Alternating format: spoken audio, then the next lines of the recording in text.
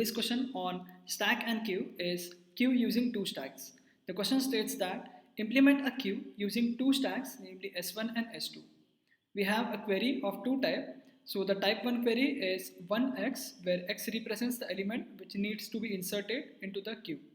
And type 2 query is 2, which means that we need to pop an element from the queue, or we need to perform the dequeue operation. So let's have a look at the examples. In case of example 1, the number of queries are 5. So the first query is 1, 2, which means that we need to push 2 into the queue. The second query is also the push query, where we need to push 3 into the queue. So the queue contains 2 and 3. Next query is 2, that is we need to remove or dequeue the front element from the queue. So 2 will be removed from the queue, so the output here is 2. Then our next query is of type push, that is 1, 4. So we need to insert 4 into the queue. So now the queue contains 3 and 4. And our final query is pop. That is we need to pop the front element of the queue, which is 3. So the final output will be 2, 3. In case of example 2, we have 4 queries. The first one is push, where we have to push 2 into the queue. So the queue contains 2. Our next query is 2, that is pop. So we pop the front element, which is queue, and we output it. Then again our third query is pop as well, but the queue is empty, so the output will be -1, since we tried to pop the element out of the queue when the queue was empty. So the output will be -1. And a final query is push, that is we push 4 into the queue. So the queue will contain 4. So now let's have a look at the approach to solve this particular problem. The intuition behind solving this problem is that we have two stacks, namely S1 and S2, and we need to implement a queue using these two stacks.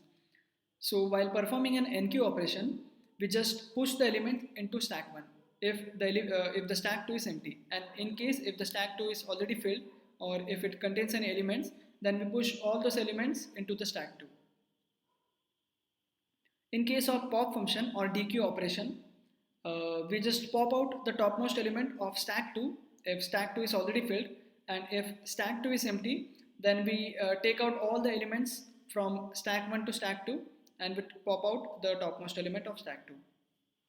The right side of the screen shows the algorithm where we have two functions, namely push and pop, and we have our stacks as S1 and S2. So when we have to push or enqueue an element into the queue, we do it directly by the enqueue operation. So we have enqueued 2 into a queue. While performing the same operation using two stacks, we follow the steps. That is, first we check whether if stack 2 is not empty, but in our case it is empty. So this while condition is false, and we just push an element x into stack 1. Suppose we have to push another element, that is 3 into a queue. Then we check whether if stack 2 is not empty, which is false, and we push that particular element into stack 1. So now stack 1 contains 2, 3 and stack 2 is empty. Now let's have a look at our pop function. So when we perform pop function in a normal queue, we just pop out the front element of the queue. And when we have to perform the same steps using two stacks, first we check whether if both the stacks are empty. Since stack 1 is not empty, therefore this condition is false. We check the second condition, that is stack 2 is empty, which is true. So we are in a if condition where we have a while loop which checks whether if stack 1 is not empty, which is true. So that we push the top element of stack 1 into stack 2. So now stack 2 contains 3 and we pop out that particular element from stack 1. Similarly, again we check whether if stack 1 is not empty, which is true.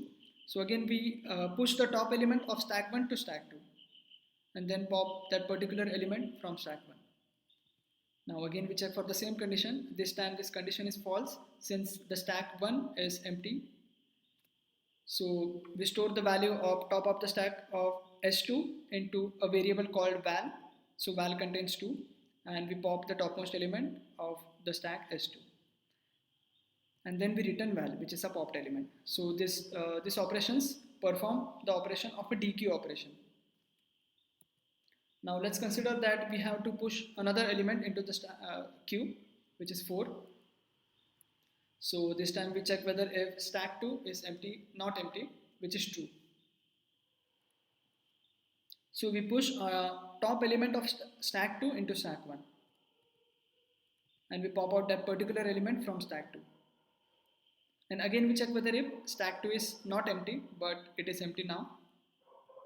So we exit the while loop and we push a particular element, which is 4, into our stack 1. So like this, we perform the push and pop operations using two stacks, namely stack 1 and stack 2, to implement a queue. Now let's have a look at our actual code. The driver code is already given and we just need to complete the functions push and pop. So the argument to the function push is an element to be enqueued into the queue. So in this particular function, first we check whether if stack 2 is not empty, and if this condition is true, then we push the topmost element of stack 2 into stack 1 and we then pop that particular element from stack 2. After that, after the while condition, we just push an element to be inserted into stack 1. Coming to the pop function, we first declare a variable called val, which is used to store the popped element. So here first we check whether if both the stacks are empty. If this is the case, then we just return -1. That is, the stack is already empty and we are trying to pop out the element from the stack. So we return -1.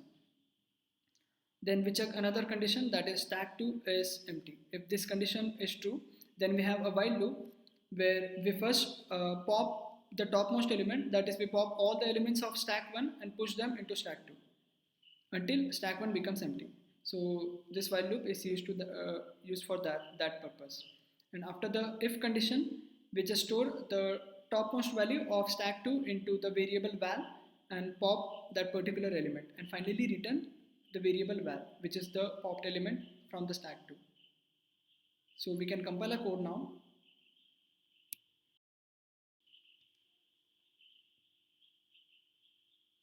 Since the compilation is successful, we can submit.